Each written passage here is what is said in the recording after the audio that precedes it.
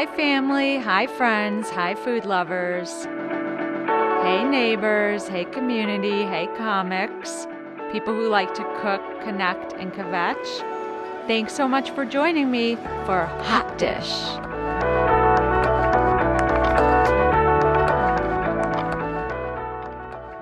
Hello, and welcome to Hot Dish. I'm your host, Lauren Huberman.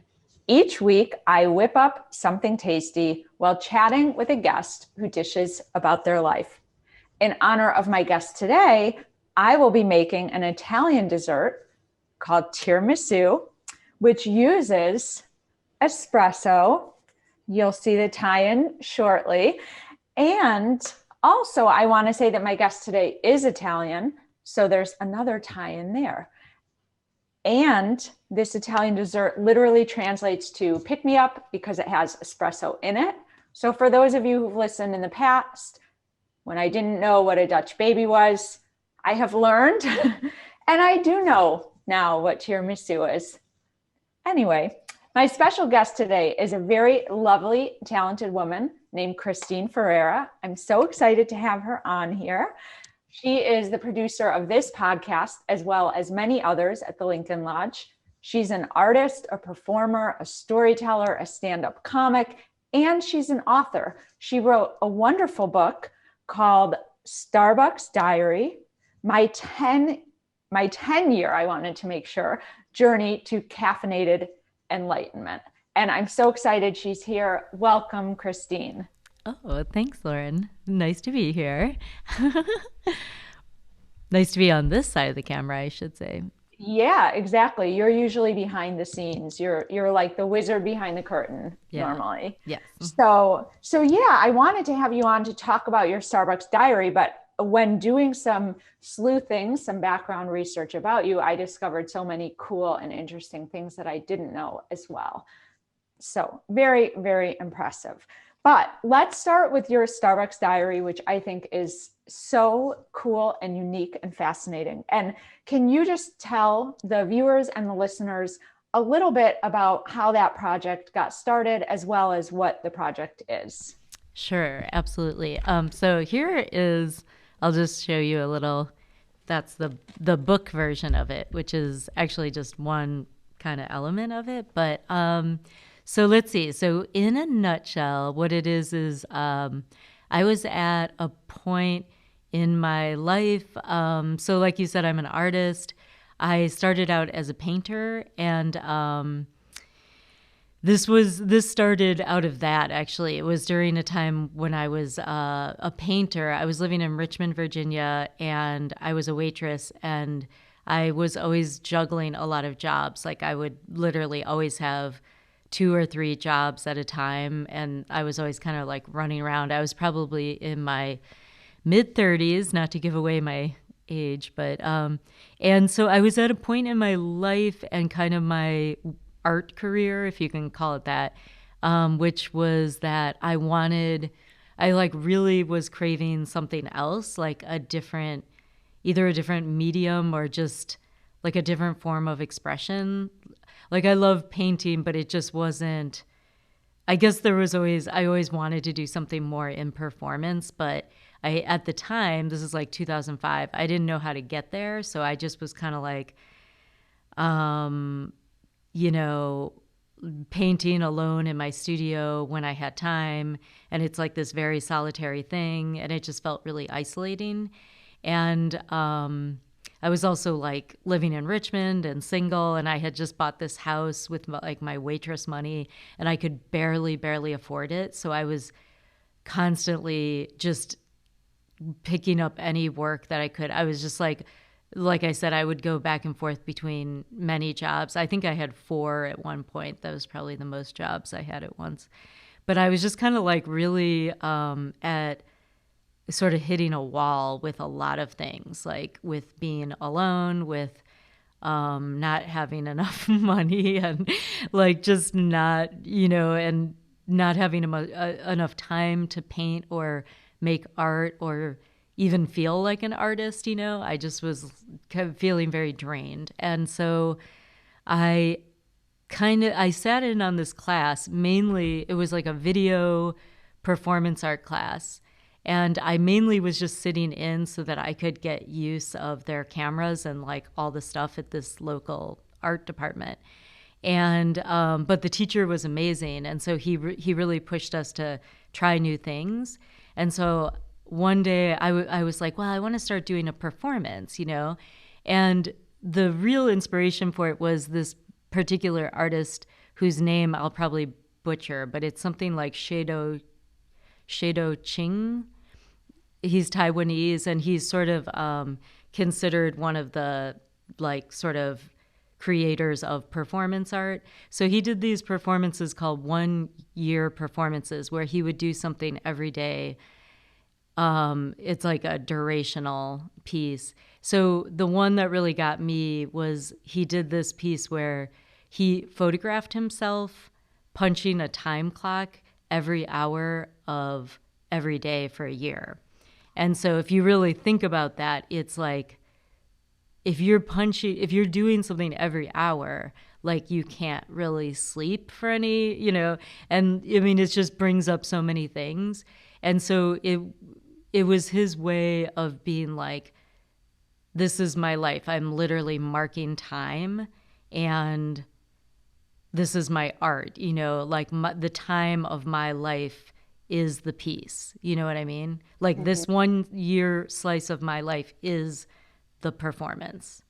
And it kind of blew my mind. Like I still don't feel like I even can totally wrap my head around it, but so I started thinking about, I want to do something like that, like some kind of ritual, like where I do something ritualistically, but I couldn't really think of anything. And I also, this is really bad, but I kind of didn't want it to be, I wanted it to be fun, because I was like, if it's terrible, I'm not going to want to do it, and I appreciate like the sacrifice of doing something like that. But I was like, I'm just not that much of a masochist, or I don't know if that's masochistic, but anyway. You don't have to torture yourself to create something. Right.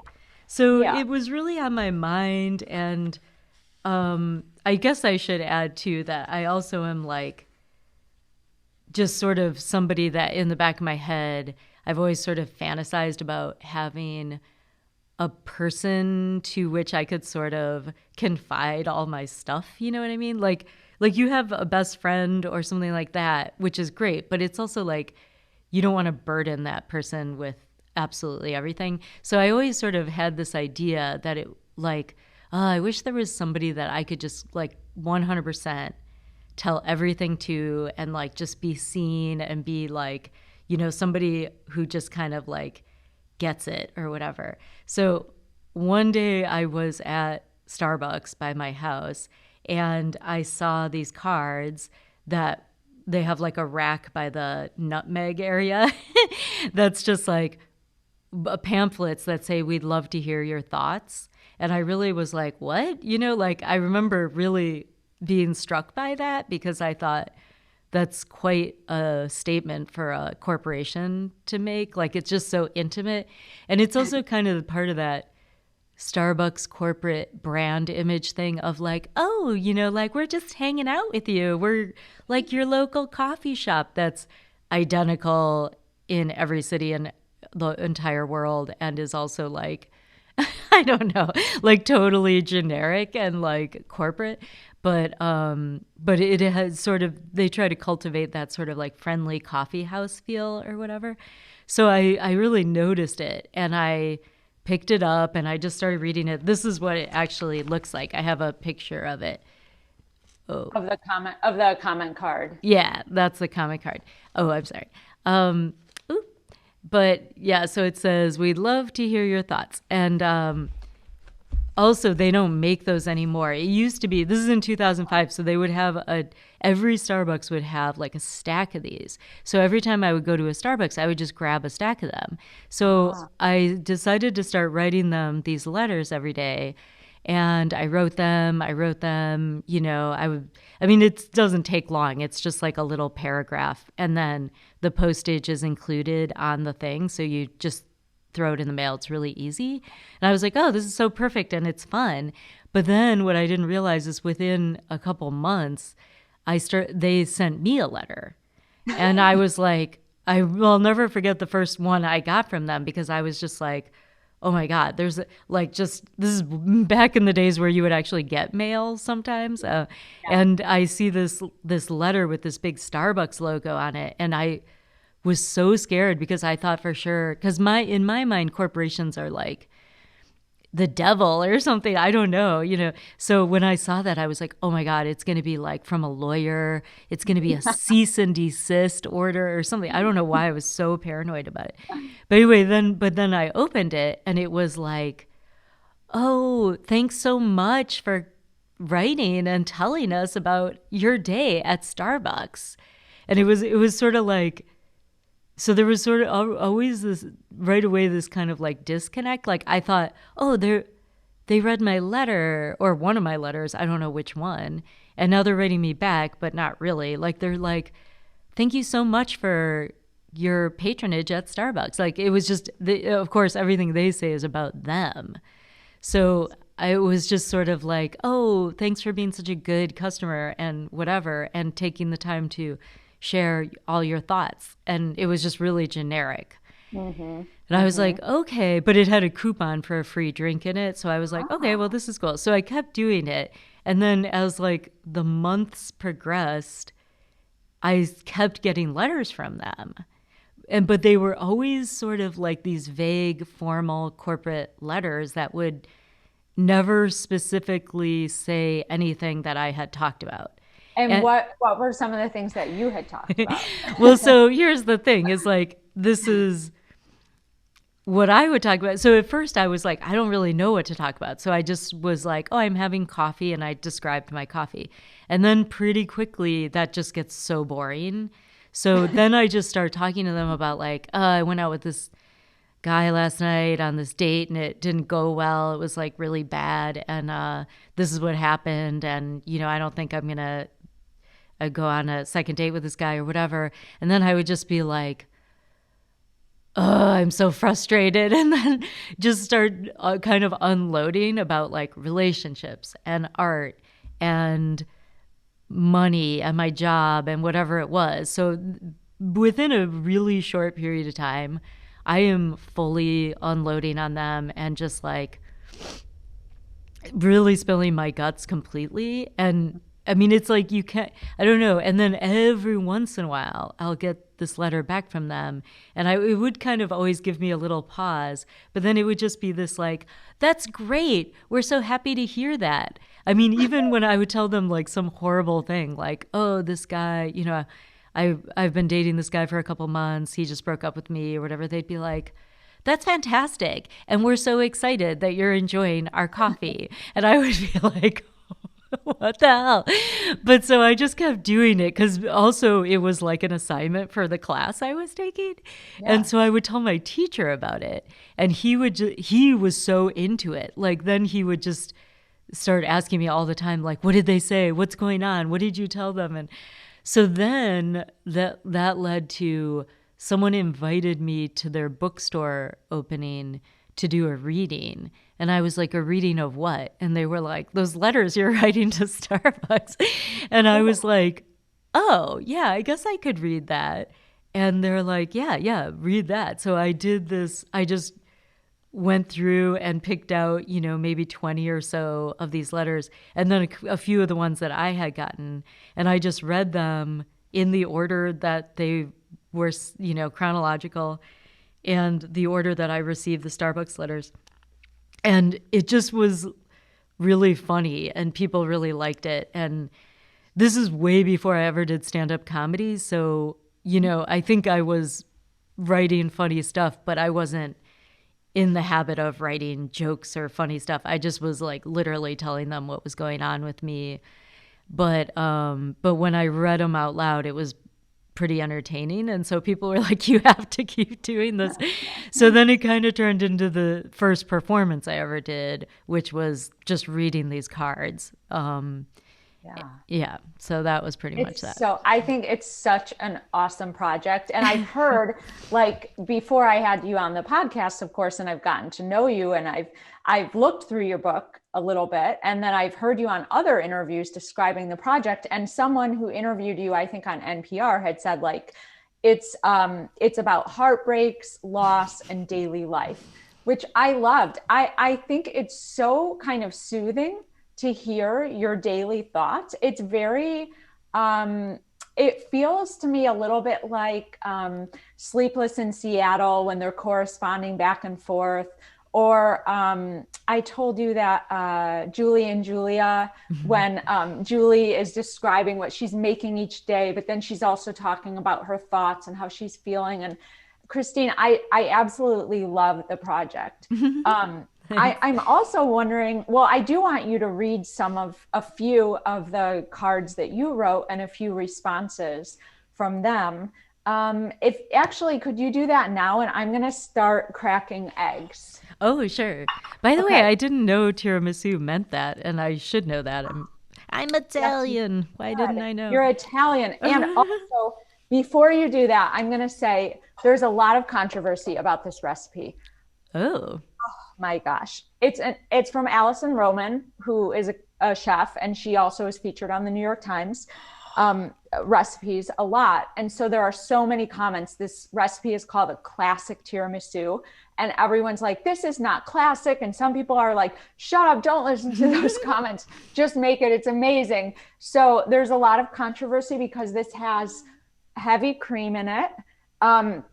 It has raw egg, which again, there's a whole debate. Should it not? I don't really care. I just want it to turn out well. And also I realized that I don't know how to get egg yolks from eggs. And I was looking online how to do it. And someone suggested that you take a water bottle and you suck up the egg yolk. So we're going to try that here. I have not tried this yet, and it better work. God, it worked. What? That was so cool. That was like magic. That was magic. So we need 4 of these babies. So we've got 1. Ooh, I don't want to talk because I want to see that. Oh my gosh. That was so cool.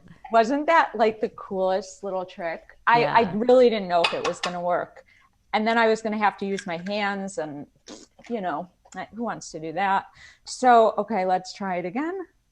What? That is wild. Isn't that the craziest thing? I just sucked it up in the water bottle. The yolk just went right in, so willing, such a good little participant. Wow. Well, the world of cooking is so bizarre to me. Like, I don't really read recipes or watch cooking shows or whatever.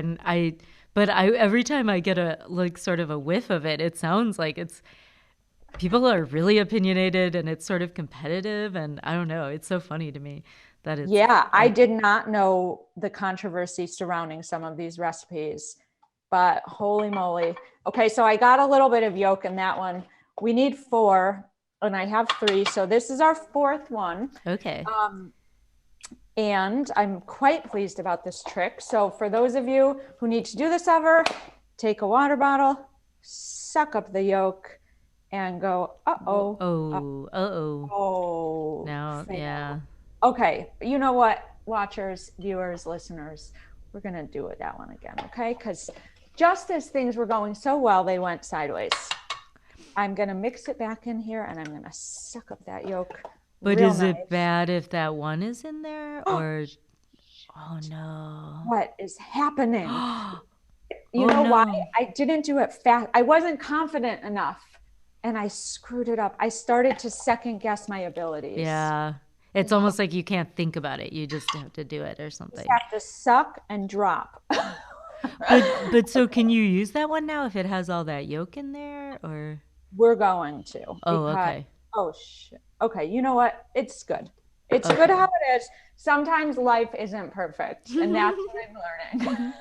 That's not true. My life is perfect. I was going to say that when you were talking about Sleepless in Seattle and like Julia and I don't know. It's so funny to me to think of that my project that way because for me it was like, I don't know. I think I really was, I don't want to say, I was going to say it's like Sleepless in Seattle with mental illness or something, you know, like, like, I don't know. I probably, I used to be a lot more insecure about it, but now I think I'm comfortable saying like, yeah, I was at like a really hard point in my life and things were not going well.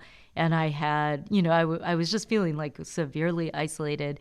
And also, this is before really, I mean, there was the internet, but I actually didn't even have a computer at that time in my life. And there certainly wasn't social media like there is now. So there was I don't know. I mean, it's sort of sounds silly to say like, oh, 2005, it was such a different landscape, but I don't know, it was pretty different. Like it was pretty quintessentially different. You know what I mean? Like the way Yeah. you would correspond with people and whatnot. It just wasn't, there wasn't social media like there is now. So I feel like that just factors into it. But I also don't mind saying that like that project was born out of a feeling that I think maybe a lot of women might have, or just people in general in their mid 30s, which is like, you want to be an artist or have a creative life or like maybe even live outside of the world of capitalism in some way, if you're like me. But what does that look like when you get in your 30s and then 40s and then 50s? Now I'm 50. So it's like, I don't know. And I just feel like there's not, you don't hear a lot about it, you know? It's kind of, Yeah. so for me at that time, I was just like, I'm 35 and I'm a complete sort of failure by anyone's standards. And so anyway, so I just wanted to interject that because that was like kind of heavily factored into the whole thing. Yeah. But honestly, but that seems like a lot of ways that people start projects. Like But it's true, like you're not feeling great, you need an outlet or you need something and and so you take a chance and you take a risk and you put yourself out there and you do this thing and then it can turn into something great. So yeah. And by the yeah. way, I will say that in the very beginning, I did sort of fantasize about some Nora Ephron esque scenario in which some Starbucks customer representative would be like, "Oh, this woman is adorable," and like maybe we'll fall in love. I just remember being so like obsessed with love at that time in my life. Like, when will it happen? Like, when is it ever going to happen? So like, I'll read this letter while you cook because this was one of the first ones too. So this is like probably within a couple weeks of this project. Okay. I said, "Dear Starbucks, okay, the thing I wonder about relationships is if you are profoundly in love with someone, then how do you ever really get over it? If it didn't work out, does that mean it was not true love? If it was true love, then why didn't it last? If you do get over it, then can't you get over anyone? Does that mean that all relationships are basically interchangeable? If they're all the same, then what's the point of pouring your heart into anything? But if you never get over it, that means that practically everybody is walking around with a broken heart. How can new love ever hope to blossom? Please write back. Love, Chris." So like that's a pretty good sort of sample of my tone at this Yeah. juncture. I mean, yeah, it's very reflective and profound. I mean, really. Um, okay, let me whip these and then we're going to hear a response. I have in here now our 4 egg yolks and mascarpone Ooh, cheese. yeah. And so let me put these together. Another part of this controversy is that I'm supposed to whip the egg yolks with something else first. Oh, with the sugar. But everyone's comments were like, "Don't mix it with the sugar. Mix it mix it with the mascarpone cheese." So that's what I'm doing. So it's looking good. It's a pretty Ooh. light color, light yellow, kind of fluffy. Looks perfect to me because, of course, again, our lives are perfect. And then I have the whipping cream, which I'm going to put with the sugar. I reduced the amount of sugar a little bit because, again, very opinionated people on the New York Times cooking website. Instead of a half a cup, I'm going with a third of a cup of sugar. So I'm going to put it in with the whipped cream. I think this might take a little while. So I want to hear your response, and then I'll do the Starbucks response, and then I'll do some whipping. Okay. Okay. So their response was, I think this was their first response, which was like maybe a week after I wrote that. They said, "Dear Christine Ferreira, thank you for contacting Starbucks Coffee Company. It is always a sincere pleasure to hear from valued customers. Providing premium coffee and customer service is Starbucks' ongoing goal, so we are glad to hear that your experiences reflect just that. We shared your comments with the Retail Operations Department to ensure that the appropriate partners/employees receive the praise and recognition they deserve. Thank you for acknowledging Starbucks' efforts. We hope you will enjoy Starbucks coffee for years to come. Warm regards, Ryan F." So, like, it feels sort of weirdly comforting to hear that, but yeah. Yeah, like you're pouring your heart out, and they're like, we are so happy to provide a quality product. Yeah. We're so excited about beans. Yeah. Okay, let me try and do this for a minute, and hopefully I can still hear you if you can hear me. Oh, okay. Okay. Well, I'll read this one. I won't read them all. That would be crazy. Dear Starbucks, today I went to Starbucks for a cappuccino. There was a man in front of me at the counter. He asked the barista if the toffee fudge nut brownie was any good. She said she'd never tried it. He asked the other barista. She said the same thing. Then he turned to me and said, "What do you think?" I said, "I think it tastes like a combination of sawdust and poo." No, I didn't really say that. But don't you think it's strange that a grown man can't make up his own mind about a brownie? He said, "I don't mess with it unless I get a recommendation." Crazy. Love, Chris. So the only reason I read that is because shortly after that, I got this one from them, which was, "Dear Christine Ferreira, thank you for contacting Starbucks Coffee Company. We always appreciate hearing feedback from valued customers. We were sorry to hear about your experience at Starbucks. Providing courteous and professional customer service is a top priority at Starbucks, so your comments are of great concern to us. All partners/employees attend 24 hours of training where delivering premium service is stressed as one of the main goals. We shared your comments with the store manager and district manager as customer feedback is a critical measure of Starbucks' success in exceeding customer expectations. If you return to any Starbucks location and do not have an enjoyable experience, we invite you to speak directly with the store manager. Please accept the enclosed beverage coupon with our apologies for your experience. We hope all future visits to Starbucks bring you nothing but pleasure. Oh my God. Warm regards, Jared S." I know, I was like horrified because I was like, what is wrong? Like, what? I didn't even know what they were talking about. I had to like go back through what I had written to them. And the only thing that was even vaguely complaining was that thing about that toffee brownie guy or whatever. So then I wrote them back because I was like, I felt really bad about it. So I said, "Dear Starbucks, I just got your letter, but I don't know why you are apologizing for your employees. I was commenting on the odd behavior of a customer at Starbucks. I've never had a bad experience with the employees at any Starbucks because I felt bad because I didn't want to get them in trouble.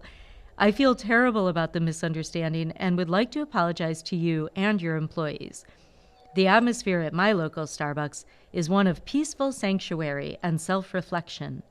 Starbucks is synonymous with caffeinated enlightenment. It is the buoyant lifeboat that keeps me from sinking under the weight of the biscotti around my neck. Love, Chris." So I think I took care of it. Yeah. I love it. Yes. Wait, so did you feel conflicted then about supporting a corporation? Well, what do you mean supporting? Oh, well, Okay, so I guess so you got the idea because you're at one of their stores or restaurants, whatever they choose to call it. But like maybe you could have gone to your local coffee shop instead. And then I assume, and I might be wrong, that you continue then to frequent Starbucks, but maybe that's not correct. So like by supporting, I just mean by buying their products, being a customer. Yeah, yeah, that's a good point. Well, so I will say that um, I not only try to support local stuff, but I actually much prefer. I don't really like Starbucks coffee. I mean, so what I would do generally is I would just go there and grab a stack of cards. I mean, I definitely did get coffee there sometimes because also in 2005 there weren't a ton of coffee shops. Like there were in Richmond there was like maybe one or two other places you could go, but I would definitely go to those places. Like I was always trying to be really conscious. Also, it's just my personal taste. Like I would way rather have something that's like, unique in some way. Yeah. But the following, so what happened was like after a year of writing them and doing that project, I ended up moving to Korea.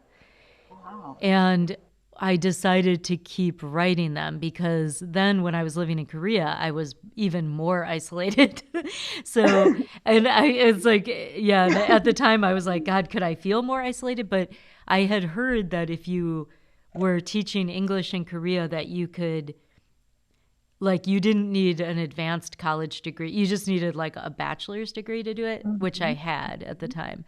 So, and then I heard that you could get out of debt. So I decided I'm going to like pay off all my student debt, all my debt, and I'm going to go live in Korea for a year. And so I decided to keep writing Oh, them. But then I will say that Korea had even less options for coffee shops. Like, yeah. as a matter of fact, the Starbucks closest to me when I lived in Seoul was still really far. So, like, Okay.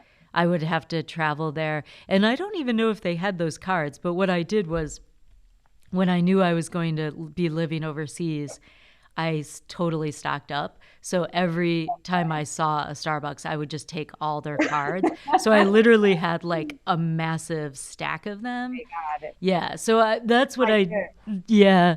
Hard But bandit. Yeah. right. Because, yeah, I mean, for me, like, I don't think I even feel any differently than I did then. I was like, corporations are bad. Like, Yeah. corporations are like fucking up the economic system. They're making it almost impossible for anybody to compete. And, like I'm a pretty hardcore socialist type of person. So for me, I was always very conscious of it. I'm actually really glad you brought it up because my biggest fear with this project is that it would come off as if I was like in love with Starbucks or just that I was like happily consuming, being a happy consumer of, I see. things like that, which I try to be super, conscious of that. I mean, and I think Mhm. it's probably only gotten worse in terms of like small businesses. And I mean, there is sort of like more of a movement to buy and do everything local. But Yes. at the same time, these corporations seem to be getting bigger than ever and more powerful. And it's such a power vacuum. Yeah. Yeah, So, well, they're definitely taking over.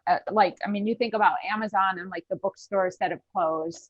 But I do think there's been kind of a resurgence where people are very intentional about supporting local because how sad is it to not have a bookstore in your neighborhood? And I say this as someone, I do order from Amazon, but typically I order things from Amazon that like are really generic that I would have to go to a big shop or other corporation to buy. And I try and buy smaller, more unique things locally. Anyway, I'm not saying I'm a saint, but I try to do it when I can, but I do actually also use Amazon for certain things. yeah. Okay, so this Ooh. is it looks like it's getting fluffy. This is our heavy whipping cream and sugar. It's finally starting to come together. Christina, I also wanted to ask you, what did you learn from this project? It could anything that you took away from it. Well, I mean, I feel like for me, it actually, as an artist, I feel like it was super key. I mean, this still sort of relates to that whole conversation about corporations, and I don't want to keep going with that. But at the same time, it's like part of it for me from the inception was it wasn't like I was doing some documentary investigative reporting on a corporation such as Starbucks. For Mm-hmm. me, where the interesting part was taking place was the okay, if corporations are people, what kind of people would they be? And Starbucks is like your friendly local, like Starbucks would probably be that guy with a guitar who's always hanging out playing guitar or something. And for me, I just was like, that's the crux of it, is that I want to see over a period of time, I just want to see what it looks like when like a human being is sort of juxtaposed with that, Mm-hmm. with like this friendly brand. You know what I mean? It's like because there was a lot of talk, and actually there's been talk recently about like should corporations have the same rights as people and all that kind of stuff. And so for me, I felt like rather than going after them like investigative reporter style, like everything that you're doing this and are you good and are you moral and stuff like that. I thought I just wanted to take it almost like on a bigger level of juxtaposing like human beings with corporations. Like this is the scenario in which Yeah. we live where, you know, and of course, human beings also work for corporations. So I'm writing to a corporation, and that's sort of part of the joke, is that it's sort of inherently funny because it's like a disconnect. But then a human being at the corporation is the one who's reading it and writing me back. And so Yeah. so as it went on for 10 years, and that's Wow. yeah. So a a little more than halfway through is when I got this letter from someone there that was kind of a breakthrough for me, where it was the first time that they not only acknowledged me specifically, Mm-hmm. like they would always say, "Dear Christine Ferreira, dear Christine Ferreira." And then one day I literally got an email that was like, "Hello, Chris." And it was like totally different. It had like little smiley faces and like little, stuff like that. And it was just this girl or this woman over Wow. there who was like, I've been reading your letters for years. No. And I hear when there's pain in your voice. And like sometimes when things are going good for you, everybody it just puts a little, I can't remember what she said, but it was like, I mean, I have it right here in the book Oh, somewhere, no. but she said like, it makes us, it kind of puts a little, smile on my face. And Oh, then when gosh. I could read you her note if you want, but Yeah. she says, "Hello, Chris. I know you have heard from a few of us over here at Starbucks over the years, but I just wanted to say that it truly is a joy to read your notes that you send in. Many of us read them and are able to almost take a mental break from daily work and just put ourselves into your world. Sometimes your notes bring a little bit of sunshine into mine and others' days, and sometimes I hear the sadness in your notes, and I just want somehow to let you know that complete strangers are reading your words and crossing our fingers for you, hoping your day gets better. Anyway, I know this is a corny email, and I hope I'm not being too intrusive in personally writing you. It's just something I've been wanting to do for a while." And then it's a smiley face, and it says, "So all that cheesiness said, thank you for your notes to us and take care." Aw. Wow. Oh Yeah. my God. So this is obviously very personal response. How did that make you feel to get that response back? Well, it kind of stopped me in my tracks, actually. Like, I was like, because I'm years into it at this point. I've been doing it for years and years.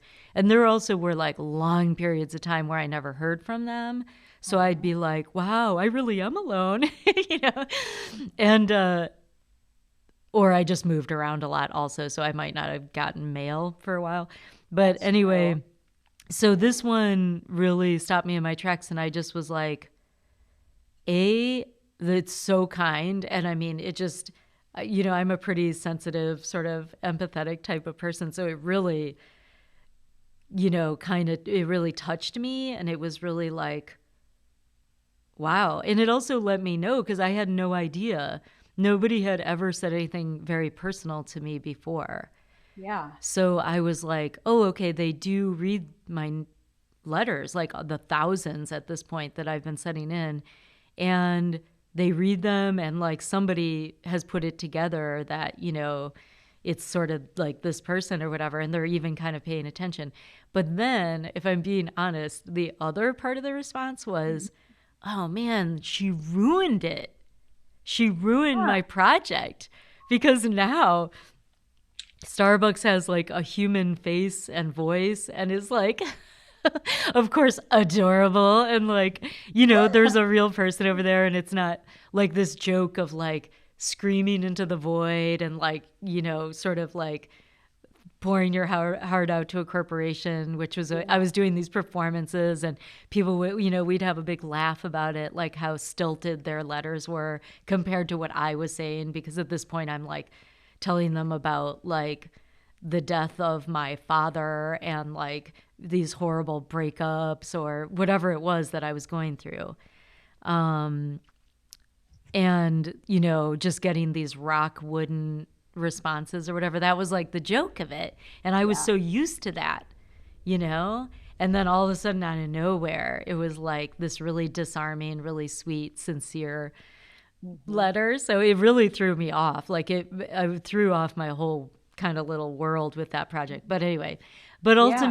ultimately, it made me so happy because it's sweet, and ultimately I'd rather live in a world where there's still human beings. Yeah. I mean, yeah, even though it's a huge corporation, it's, of course, there's still actual real people working there. And probably the day-to-day employees have a lot of the same struggles that any of us have around just trying to make it. Just they want good health insurance, they want to support their families, they want to go to school, they want to, all of these kinds of things. Like it's very human. Okay, so on that note, on that deep note, I want to say that I combined the whipped cream with the egg, and It it's looks it's so very fluffy. it's so fluffy. It looks kind of like Easter in a bowl. I'm Jewish, but it does. I know what Easter looks like, and that's what it looks like. And now I got like a 5-shot espresso, so I'm gonna put it in here. Unfortunately, I forgot to get rum, so I got brandy, and maybe that's going to taste Mm. awful. I don't know, but we've got our Starbucks espresso. I'm going to put a little bit of brandy in it. It just says like 2 tablespoons. I might put a little less. Who knows? Do you know? Will this taste good, Christine? Oh, I think it'll taste so good. Oh, okay, I don't really know that much about like brandies or whatever, but good. it sounds really good and mellow. I used to Okay. make this cake that was chocolate with espresso and bourbon in it. I think Ooh. bourbon is different than brandy. I don't know brown liquor for some reason. I I don't drink I it, don't either. I don't either. I never do. But but it does taste good and stuff. I know that. okay, well, Bra- good. Generally, And brown I have tastes good. brown is good. Okay, good. Because everything in here is very brown and it's very dark. Oh, I'm gonna put a little of this Tirani dark chocolate syrup in. This is my own spin on things. This is my own oh, uniqueness. So wow. that's it. I just put it in. Now, okay, so we have everything set up here. Like this is what the ladyfingers get dipped in. I did Whoa. not make ladyfingers. I bought some really, I bought some at Jewel and they might be awful. So uh, they were the only ones I could find. Um, and so we're just going to go with it. That's Oh, what we're going they to look do. amazing. Yeah, I can't imagine making lady finger. I don't even know what that is, but I yeah. was like, no, I'm not doing that. So Yeah. we've got our Starbucks espresso, a nod to you and your awesome project. And then I'm supposed to sift the cocoa powder into the bottom of the dish and then start to soak the lady fingers, make a layer, put the Easter creation on top and then do it again. So, Wow. yeah. But Christine, are you going to be at Lincoln Lodge this week? Because I want to drop some off. Yeah. Well, Okay. I'm here all day today and Okay. tomorrow. I'm here all day Oh, tomorrow. perfect. So, Because it has to be refrigerated for a while. And I read that the flavors actually peak after 1 or 2 days. woo! Oh, So I I could love get it to you when it's tiramisu. It's like my peaking. favorite. It's like you knew or something. Perfect. I did know. I did know. So I love that though about that personal response. And I do think that's kind of like, yeah, I can see what you mean about like it kind of ruined it, but it's also like just kind of real about how complicated this, these corporations are. Like they employ millions and millions of people who, of course, are also just people like we are. So yeah, it seems like very real in a lot of ways. Yeah, it's a Um, tough one. I don't know. The part that I just don't understand economically is like why it has to be this endless growth cycle. It's like, yeah. can't it be sort of like a collective or, where it like gets to a point where it just is sustaining a lot of employment and it's making a good product or service, but it doesn't like this infinite growth thing, Yeah. is the part that I think. And like when I was growing up in the 80s, that's when that whole mentality was so, I mean, it was just, it went unquestioned. It was like, Yeah. of course there should be no limit, no cap on anything. And Well, you should, right. and Yeah. it's like now we're really seeing what that looks like with people like Jeff Bezos and billionaires. I think he's close to becoming a trillionaire, or he's Yeah. He's something the like, richest person in the world, I oh think. God, it's so Yeah. gross. But just the fact that there's like, it's something like the 10 richest people in the world have like Mhm. more wealth by a lot, I think, than like the other rest of the. I mean, it's actually so messed up at this point that it's down to like 10 or so people have Yes. like more wealth than the bottom 50% of all humankind. And then beyond that, it's like the top, whatever that is, 0.01% or whatever it is, have more wealth than the whole 99.9999% or whatever it is. I don't know the numbers exactly, but that's so skewed, and that's unprecedented. And we're talking since the time of like, I don't know, pharaohs and stuff, where pharaohs were buried with like live slaves and whatever and all this stuff. There hasn't been this wealth disparity. No. So that's the part that kind of gets my mind spinning about the corporate model of doing things. But I mean, I feel like there's got to be a new way to do it. Yeah. Ultimately, and corporations in the beginning started out with the idea of corporate cooperatives.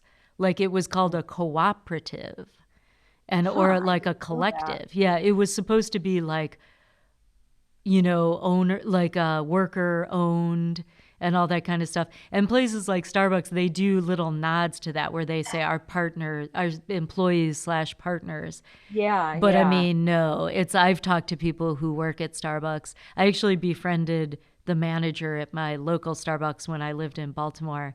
And I was like, you got to tell me like, what's the real scoop on this? They're always saying it's one of the best places to work according to whatever magazine. And he was like, no. He told me that it was Huh. like the corporate manual is like 5 phone books stacked on top Oh of my each God. other, like the Yeah. rules and just all the protocol and the whatever. There's that. But also, I mean, whatever. I could go on all day about it, but this is like back in the days where a $15 minimum wage was practically inconceivable.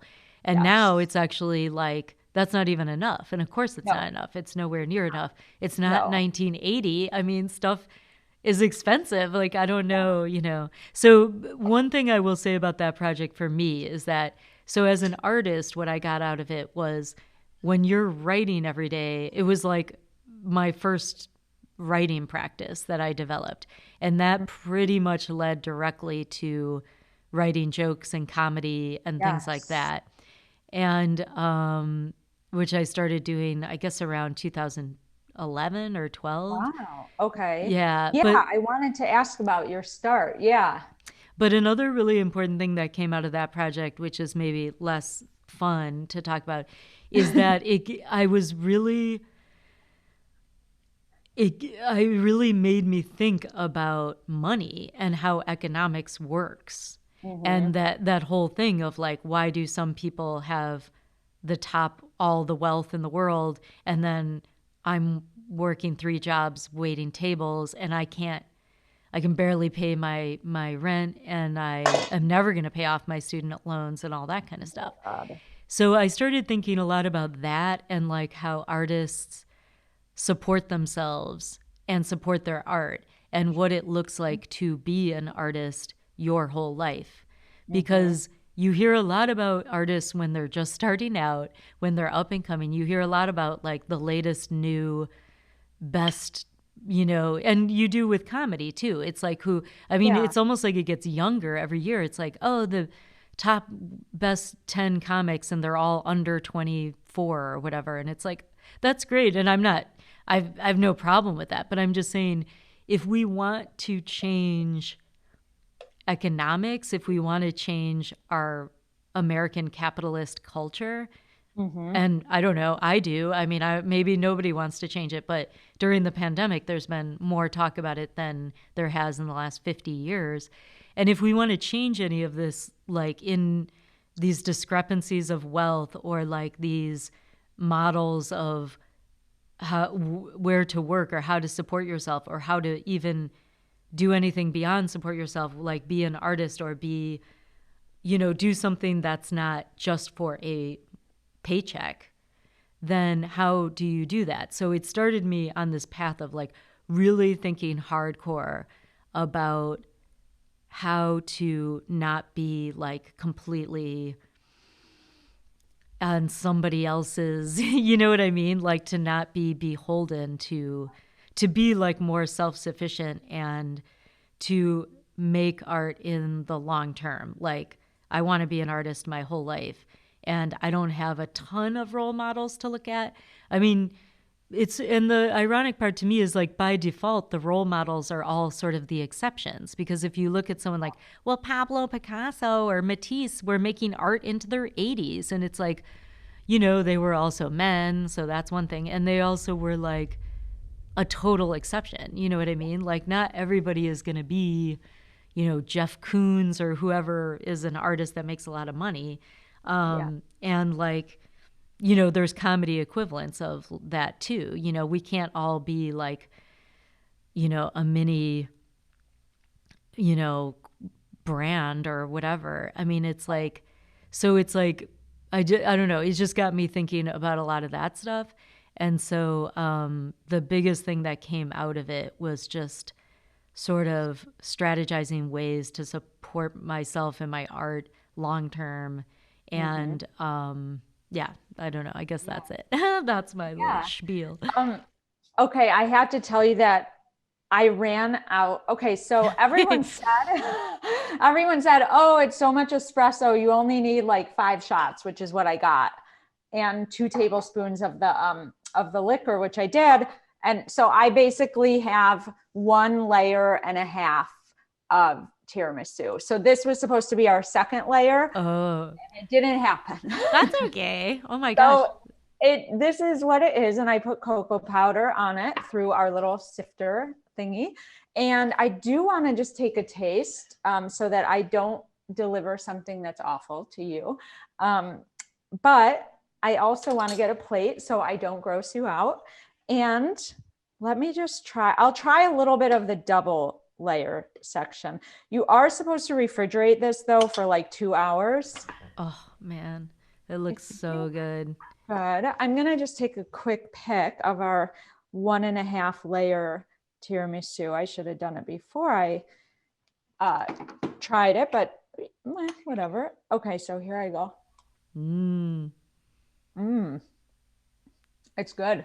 Ooh. It's really good. And I can't wait for these flavors to peak. So, Yeah. Me too. Yeah. Mm-hmm. It's good. So I'll bring you some of this. I'm going to put it in the fridge right now. And Christine, before we wrap up, I just think, I'm stuck, but I'm coming back. I got stuck on the refrigerator. Oh, I think it's so cool. Like you have really deep roots in Chicago. Like your family and your grandparents had a supper club that sounds like it was so like vibrant and popular and cool, and there were all kinds of performers there. And has that influenced you? Like your grandparents kind of being in the entertainment world? yeah, it really has. I have to say though, it's such a crazy thing. I mean, speaking of full circle, so right now I'm at the Lincoln Lodge comedy venue in Logan Square, and sitting. I'm on Milwaukee Avenue, and I'm Yeah. literally 5 blocks from where my grandparents' supper club used to be in the So 30s cool. and 40s. Yeah. Um, it's funny because, like, well, without going too deep into it, part of the reason that I started doing performance and comedy so late in life, I didn't start doing performance till I was in my 30s, and I didn't start doing comedy till I was in my 40s. And part of that is because had like debilitating shyness and like social anxiety, and which in retrospect it probably makes sense that I did this weird like writing letters like a crazy person to this corporation. But anyway, but to bring it full circle, so my parents ran this supper club in the 1930s and 40s, and then but they had bars, they had all kinds of stuff on Milwaukee Avenue and the intersection of Milwaukee Avenue and Logan Boulevard and Kedzie, which is the heart of Logan Square, which is 5 blocks from where I'm sitting right now. Yes. And so my whole life I grew up hearing about this wild, it was called the Cave of the Winds, and because it was decorated like a cave, because my grandparents immigrated here from Sicily, and that's where they went on their honeymoon, was the Cave of the Winds in Niagara Falls. And so but by the way, like my grandparents came here, well, my grandfather came here from Sicily, and he was 10 years old, and they had like not a dime when they came here. He and his brothers and sisters, their parents had died. And so somehow or other, he worked all through his teenage years, delivering beer from Chicago to Milwaukee, apparently. And I guess that was a thing back then. And then there was prohibition and blah, blah, blah. But anyway, he worked he did construction, he drove cab, saved up all his money, opened this supper club called Cave of the Winds. They would do 3 shows a night, 7 nights a week. It was burlesque, comedy, music. And we have just like hundreds of pictures of like headshots of all the performers or like ads or like little things from the Cave of the Winds. And it's all these like immigrants. It's like people from all over the place. So, but anyway, the crazy part about it is that I never put it together, like the thing about wanting to do performance and my grandparents spending probably most of their life with performers and running a club, until like much later, like when I started performing. As soon as I started telling people about that, they were like, oh, that makes so much sense, because you're like a comedian or whatever.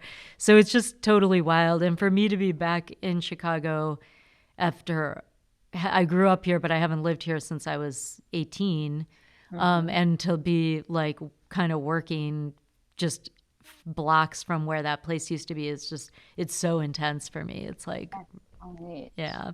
So Yeah. What a cool story and really cool family history. That's so neat, Christine.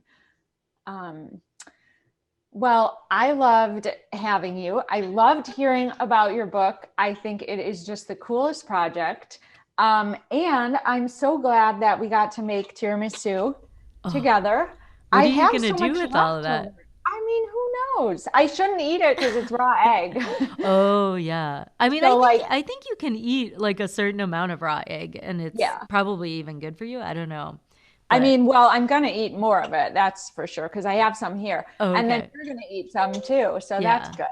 But yeah, I didn't know about these portions, but like, who cares? Yeah. No big deal. And yeah, I loved having you on, and I'm gonna deliver you some tiramisu later. Oh, So awesome. Thank you yeah, so much.